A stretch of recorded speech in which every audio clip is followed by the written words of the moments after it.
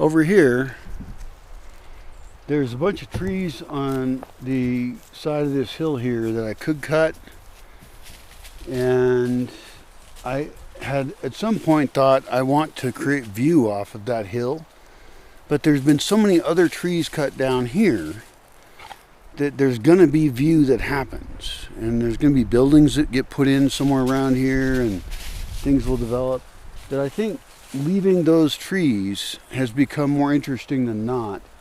Also, that hill could have trails on it, and people could use those trails, and they would then be shaded by those trees. So I think leave all those trees is the right answer. And a couple of them are going to go out because I'm going to improve this road here. That there was a road here, there was a road over here. I guess it's the road over here. I mean, you can't even find the roads now. They're that grown over, which is a wonderful sign because it means that the forest can heal itself from the damage that the humans did. And it totally healed itself. Like, there is an oak tree growing right here in the middle of this theoretical road.